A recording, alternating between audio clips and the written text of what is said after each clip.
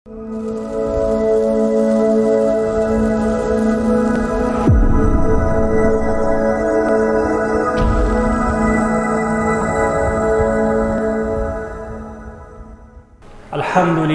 Rabbil alemin. Vessalatu vesselamu ala Resulillah Seyyidina Muhammedin sallallahu aleyhi ve sellem.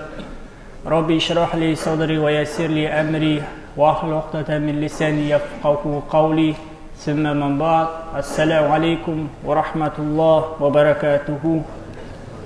Әлемдерді жоқтан бар етіп жаратқан әлемнің Раббысына мақтаулар болсын. Оның елшісі пайғамбарымыз саллаллаху алейхи ва салламға, оның ізінен сахабаларға, ізгілердің ізін ерген сіздермен біздерге Алланың рахматы мейірімі болсын. Бүгінгі қасиетті жұмада жасап жатқан құлшылық ибадаттарымызды, дұға тілектерімізді Алла тағала қабыл болсын.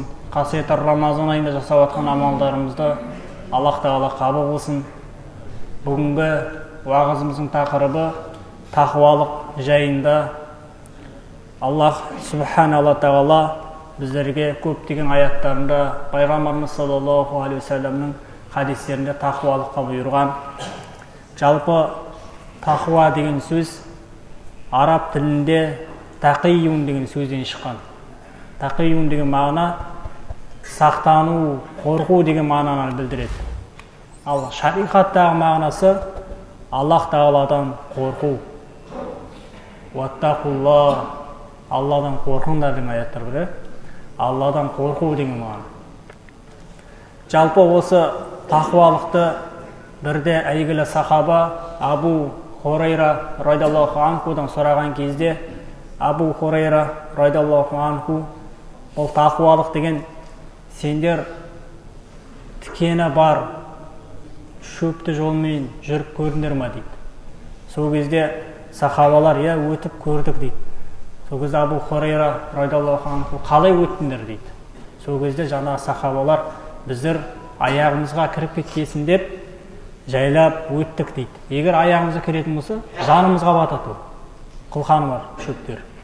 Сол кезде Абу Хурайра радиаллаху анху тақуалық деген дәл осындай. Аллах тағала харам болған нәрселерден сақтанып, күнәлардан сақтанып, тақуалық ұстану деп мысалы келтірген. Абдулла ибн Омар радиаллаху анху тақуалық біреуден артықпын деп әсте ойламау керек дейді. Сол тақуалық дейді. Бір адамнан бір сәтте артықпен мен сәл болса да деп ойламауым бұл тақуалық деп түсіндірген. Жалпы Алла субхана тағала уммен мұсылмандарға баяндайды. Астағфиру билля. Я айюхаллази аману тақуллах хаққа туқатихи. Иман келтіргендер, Аллах тағаладан шынайы түрде, хақ түрде қорқыңдар дейді. Аяттың жалғасында вала тамутунна илля ва антум муслимун. Садақаллаху азим. Және мұсылман қалпында, мұсылманның амалында дүниеден өтіңдер дейді. Кәфір болып, Аллаға қарсы болып, Құранға қарсы болып, пайғамбардың сөзіне қарсы болып дүниеден өтіп кетпеңдер дейді. Мұсылман болғаннан кейін Алладан қорқып, қорыққан түрде Алланың хұзырына өтіңдер дейді. Алланың алдына қайтыңдар деп ескерткен екен. Жалпы пайғамбарымыз саллаллаху алейхи ва саллам, біз пайғамбарымыз саллаллаху алейхи ва салламға ерген үмметпіз. Абу Хурайра радиаллаху анхудан жеткен хадисте сахабалар: "Я Расулалла, жәннатқа кіруімізге көп себеп болатын нәрсе не нәрсе?" деген кезде пайғамбарымыз саллаллаху алейхи ва саллям былай деп жауап берді: "Уаттақуллахи ва хусну хулуқи" деді. Жәннатқа көп кіретін адамдар Алладан қорыққан және көркем мінезде болғандар.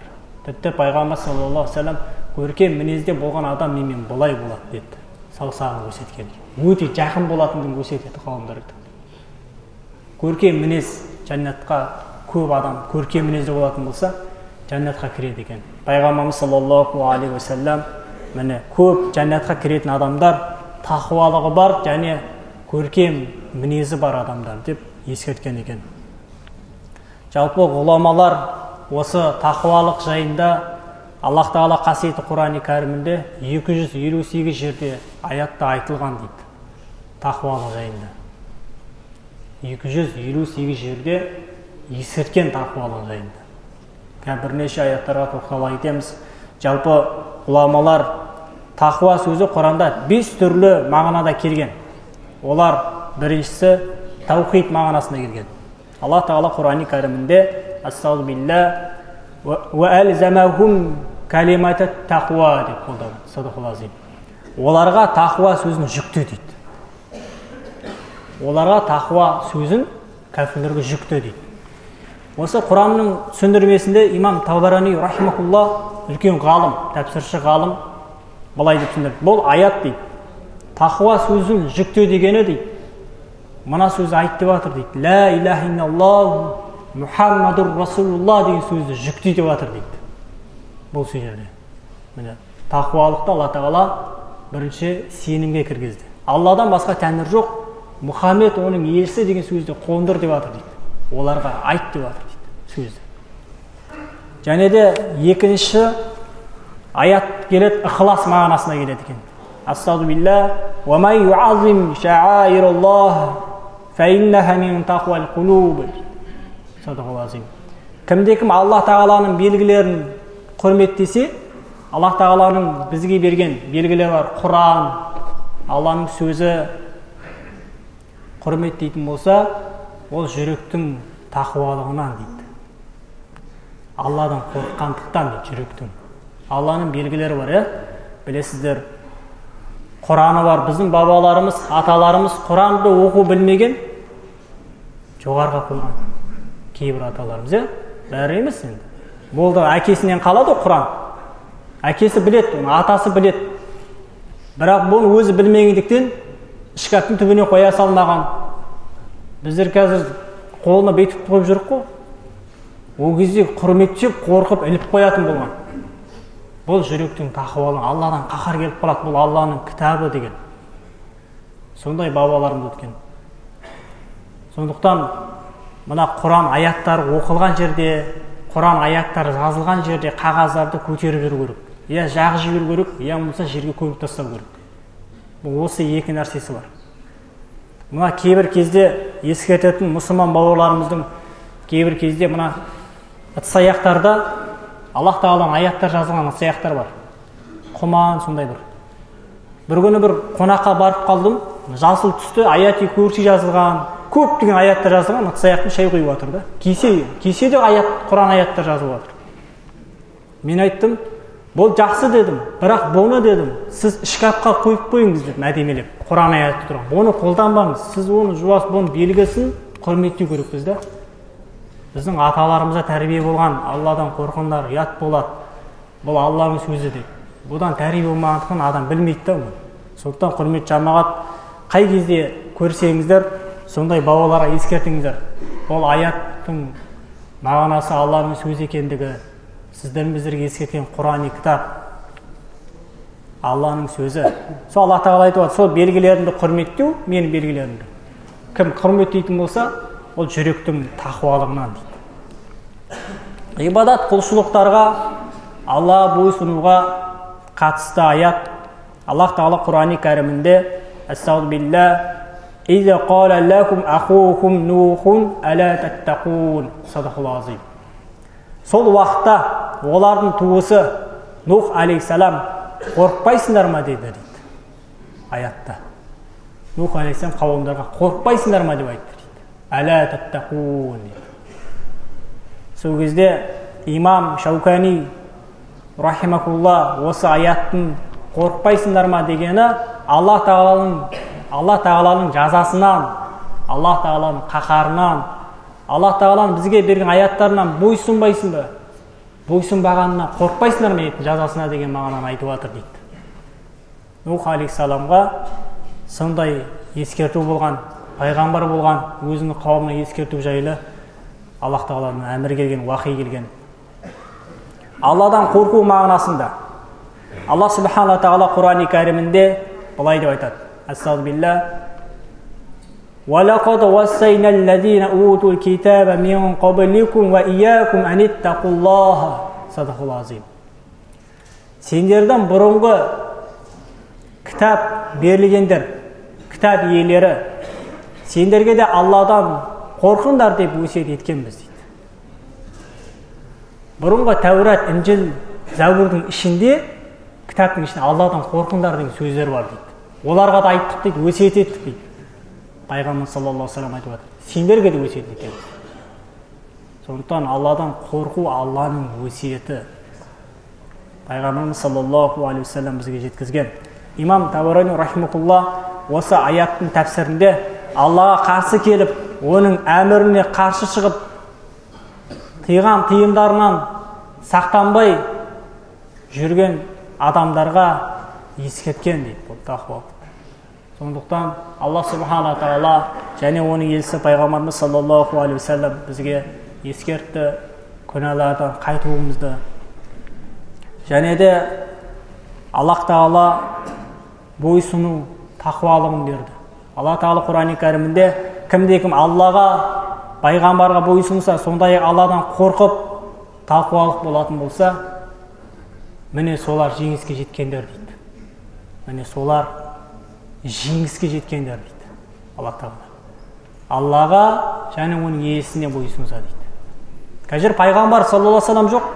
Пайғамбар саллаллаху алейхи ва саллям не деді? Кім арадағы әмірлеріне бойсынса дейді хадисте, ол маған бойсынған болады дейді. Кім әмірге қарсы шығатын болса, ол маған қарсы шыққан болады.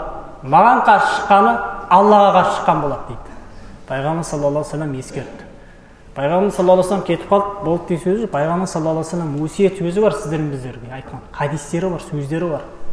Біз соларға бойсынып тақуалық ұстану керекпіз, құрметті жамағат. Ғалымдарымыз сіздерге біздерге түсінікті болу үшін Алладан шынайы қорқудың пендендегі мына мәселелер қатысты деп ескерткен. Ең біріншісі тақуалық бұл ғойыпқа сену дейді. Ғайыпқа.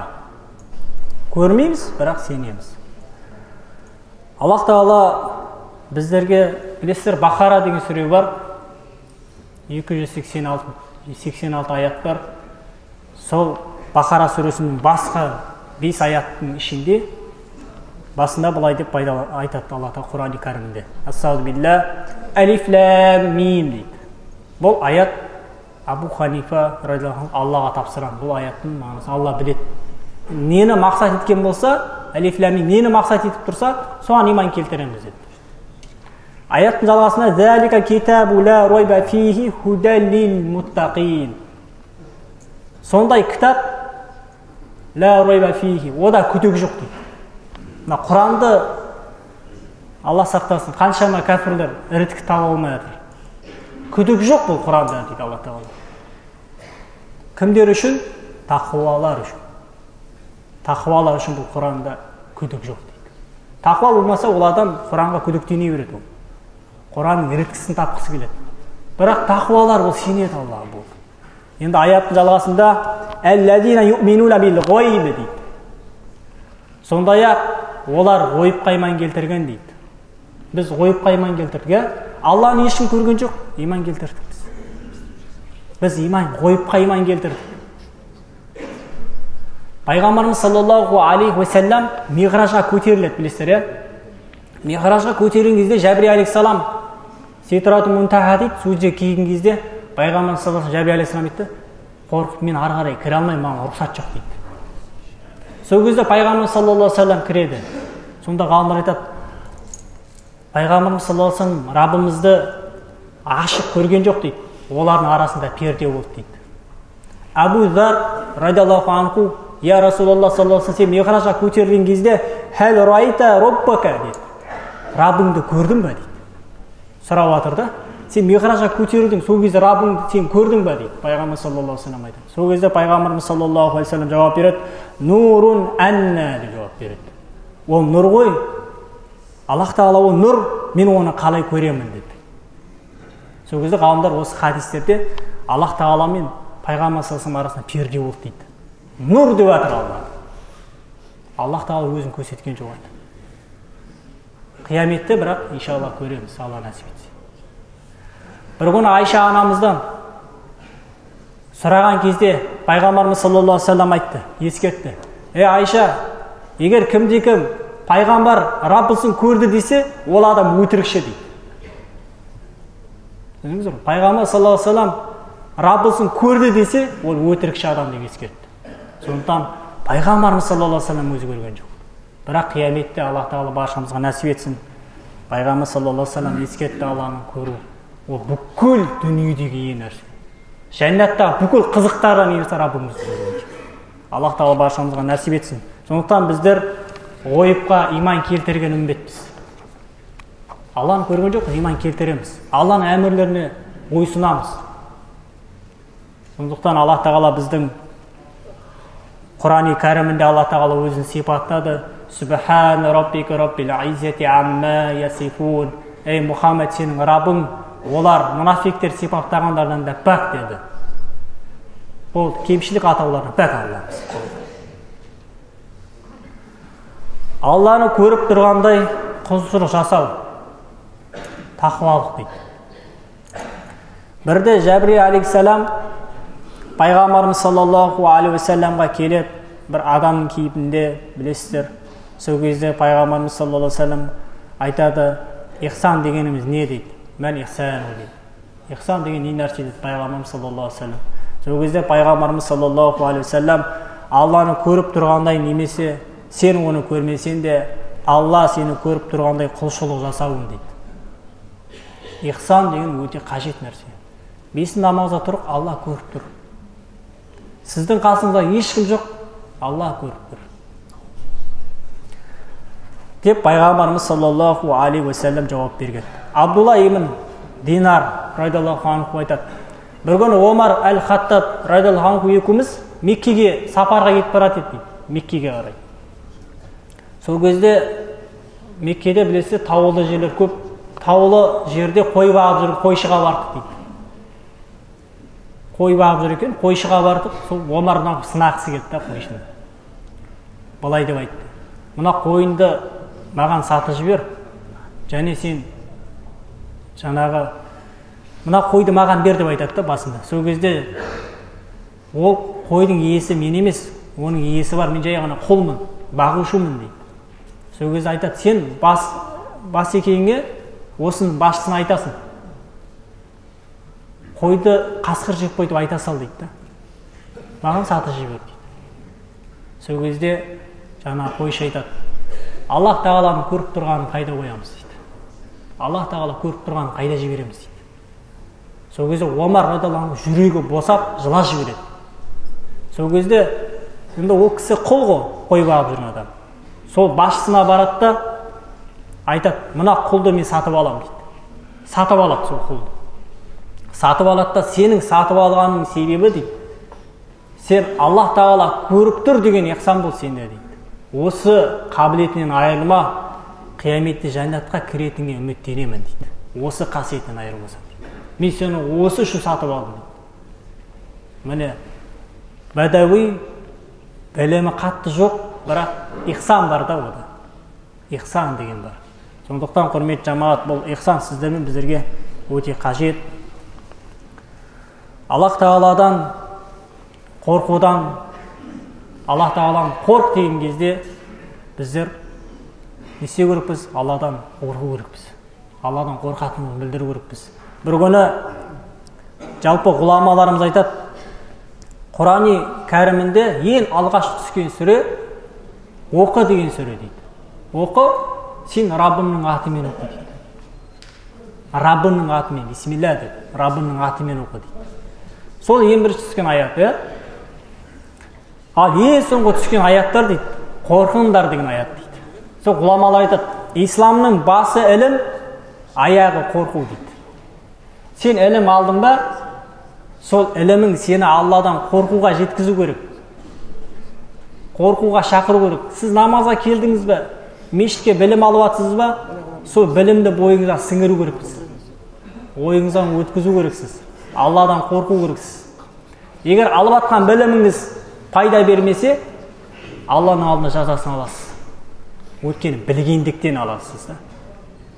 Сондықтан ғұламаларымыз осы тақуалықты өте ескерткен. Бір күні яһуди кісі халифа Харун Рашидтің бір қажеттілік сұрау үшін қамалына келеді. Оны кіргізбейді. Бір күн өтеді. Арада уақыт өтеді. Қайтып келіп, бір уақытта Харун Рашидтің шығып баратын уақытына кездесіп қалады да шапанына жабыса кетеді. Сол кезде айтады: мүминдердің әміршісі, Алладан қорық дейді. Сол кезде Харун Рашид бірден аттан түседі да сәжде қылады. Сәжде қылады да уәзіріне айтады: мына яһудидің қажетін өтеп беріңдер дейді. Дүниесін сұраса беріңдер дейді.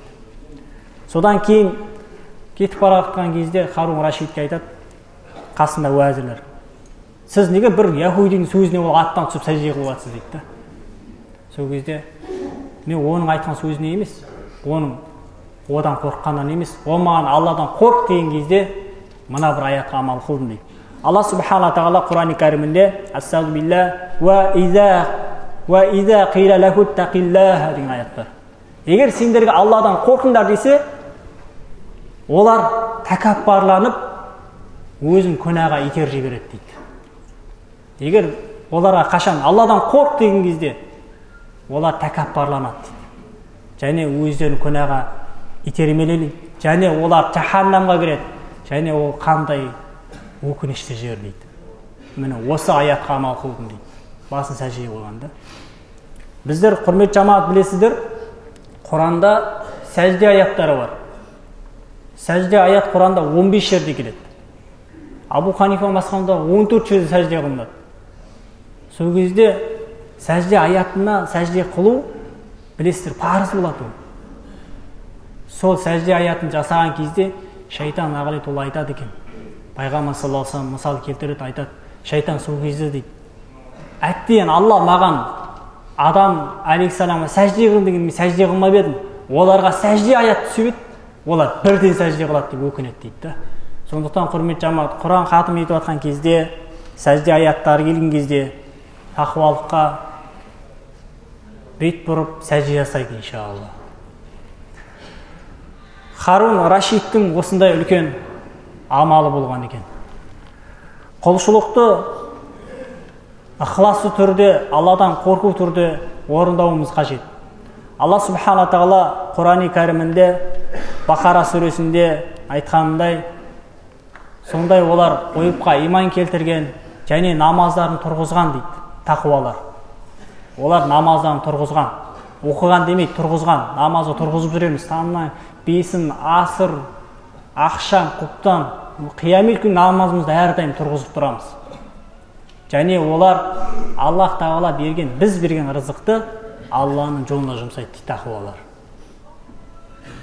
Намазы тақуалар оқиды, Алладан қорыққандықтан. Неге? Тозаққа не кіргізді деп еді аятта? Намаз оқушылардан болмадым дейді. Содан қорқамыз да біз. Намаз оқушылар болып қалмайықшы дейді. Сондықтан Алла субхана тағала осындай тақуаларды сипаттайды. Бұхар Жырау атамыз айтқандай, дін болғандығы тарихта біздің бабаларымыздың 5-ші тілек тілеңіз Алладан дейді. Алладан дұға қылғанда дұға қылыңдар дейді. 5 уақытта 5 намаз біреу қаза болмасқа деп дұға қылыңдар дейді Алладан. Ей Аллахым, мына намазды қаза қылдырмашы маған. Және құлшылық жасаған кезде Аллах тағала әрбір құлшылыққа тақуалықты бізге бұйырған. Солардың бірі қасиетті Рамазан айындағы оразаға да Аллах тағала тақуалықты бұйырған. Алла субхана тағала Құранда: ей иман келтіргендер, ораза сендерден бұрынғыларға парыз қылғандай етілгендей сендерге де парыз етілді дейді. Аллах тағала бізге де парыз қылды оразаны. Аяттың жалғасында ләалләкум таттақун, сендердің тақуалықтарың дейді, бір арасындағы. Араб, басқа демейді Алла тағала. Мұсылмандардың барлығына парыз қылды, тақуалықтарын ғана өтеді дейді. Сондықтан осы Рамазан айының оразасын тақуалықпен өткізейік иншалла. Тақуалықпен. Аллах тағаланың алдында аш жүруін, ішеп жеуін керек емес деді пайғамбар саллаллаху алейхи ва саллям. Түсіндірді. Аллах та керек емес, сендер ондайларыңыз әуір емес.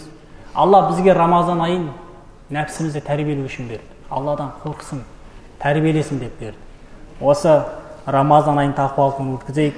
Басқа бір аятта алда иншалла құрбан айтымыз келатыр. Аллах Тағала Құран-ы Кәрімінде оның құрбандығы еті де, қаны да Аллаға бармайды, Аллаға жетпейді дейді. Аллаға керек емес мал сойғаның, оның етін таратқаның, Аллаға сендердің тақуалықтары керек. Аллах Тағала бізге құрбан айтты бұйырды ма, біз қорыққандықтан жасаймыз. Имам Абу Ханифа радиаллаху анхуның мазхабында нисап мөлшеріндегі адам құрбандық шалу уәжіп болады. Одан басқаларға сүннет болады. Сондықтан уәжіп болып тұрған адамға қорқу керек Алладан. Абу Ханифа радиаллаху анху жауап береді деген еді мал соймайтын болса. Сондықтан Аллах Тағала сіздің малыңыздың арығы несіне қаралмайды. Тақуалығына, Алладан қорыққандықтан шаласыз. Алланың азабынан, қаһарынан. Сондықтан осындай тақуалықты Алла Тағала бойымызға нәсіп етсін. Және Алла Тағала мұқтаждарға қарайласады дейді тақуалар. Жаңа Бақара сүресінде сондай мүминдер, ойыпқа иман келтіргендер, намаздарын тұрғызғандар, менің берген рызығымды Алланың жолына, мұқтаждарға бергендер дейді Алла Тағала. Сондықтан біздер мұқтаждарға береміз. Неге? Сол Алла берді ғой бұл рызықты. Алланың жолына берейік деп береміз. Өткен етін сол рызықтан сұраламыз да. Зекеті бар адам зекетін беріп қалсын. Бір күні Хазіреті Әли радиаллаху анхудың бір риуаятын келтіреді қауымдар. Бір мұқтаж кісі келіп, Әли радиаллаху анхудан бір нәрсе сұрайды, ақша сұрайды. Сонда Хасан ұлын Фатима анамызға жібереді. Сол кезде баласына Хасан айтады, әкеңе бір айт, әкең 10 алсын деп берген, менде тек 6 дирхам ғана бар дейді. Сол кезде Әли радиаллаху баласы айтқан кезде, сен анаңа қайтып барып айт, пенде өзінің қолындағы нәрсеге сенбесін, Алланың бергені отанда қайыр болады дейді. Содан кейін қайтып алып келеді 6 дирхам, жаңа мұқтажға береді. Содан кейін арада уақыт өткенде Әли радиаллаху базарға барады. Базарға барған кезде бір кісі түйе сатып тұрады. Сол түйемен саудаласады. Түйе сатып тұрған адаммен. Сол кезде айтады, қаншаға сатасың дегенде 140 дирхамға сатам дейді. 8 күнде бөліп төлейтіндігіне келіседі, алып кетеді, үйіне келіп байлап қояды Әли радиаллаху.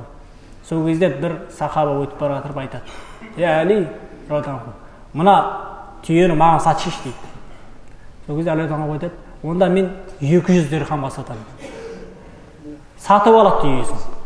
Түйесін сатып алғаннан кейін жаңа ақшасын Фатима анамызға 60 дирхам қалды ғой.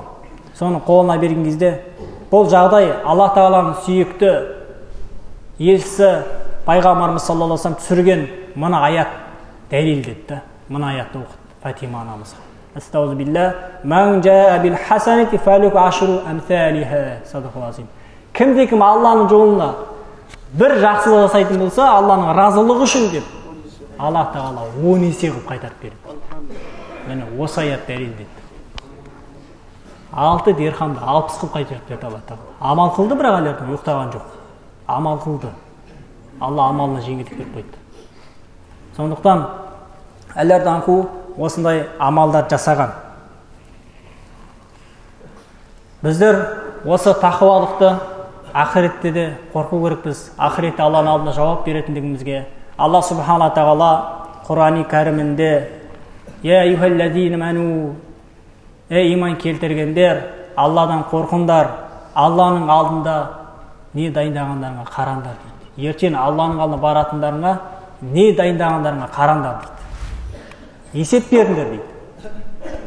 Уаттақулла, Алладан қорқыңдар.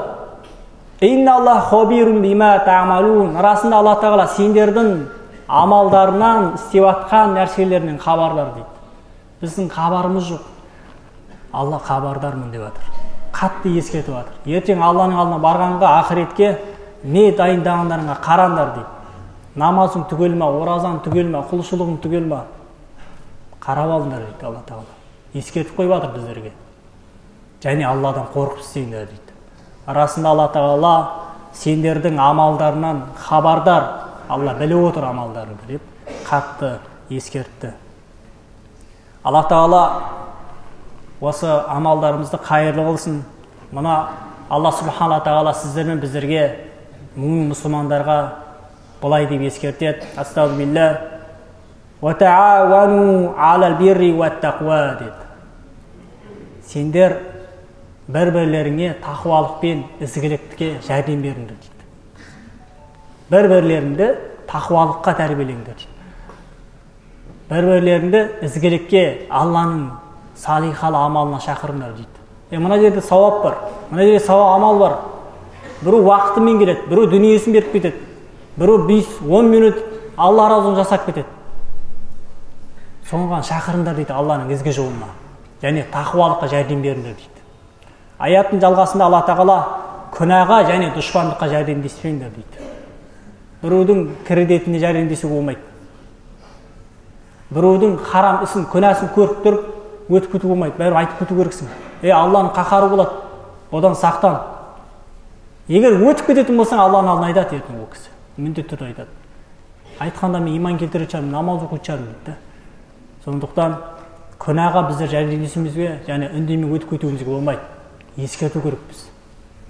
Аяттың жалғасында уаттақулла, Алладан қорқыңдар. Инналлаха шадидун иқаба дейді Алла Тағала. Расында Алла Тағаланың жазасы тым қатты дейді. Өте қатты Алланың жазасы. Сондықтан құрметті жамағат, біздерге Алла Тағала иман келтіргендер деп айтты да. Біз Аллаға және оның иесіне, пайғамбарларға, ақиретке иман келтірудің 6 қағидасы бар. Бәрін иман келтірді. Тағдырға иман келтірді тіпті. Аллаға, Алланың құзырына болатын ақиретке де иман келтірдік. Соларға ескертті. Не деді? Тақуалықта болыңдар дейді. Сондықтан құрметті жамағат, қасиетті Рамазан айында тақуалықты ұстанып, сол тақуалық біреу үшін емес, өзіміз үшін. Сенің өзің ақиретіндегі амалыңды ойла, біреудің амалын ойламай қой. Біреуге тек ескерт, істесе жасайды. Жасамаса өзінің күнәсіне қалады. Сен өзің жаса сол амалды. Ертең ақиретте қабірде өзіңіз қаласыз. Алла ақырымызды қайырлы қылсын. ربنا تقبل منا إنك سميع عليم وتب علينا إنك أنت التواب الرحيم برحمتك يا أرحم الراحمين.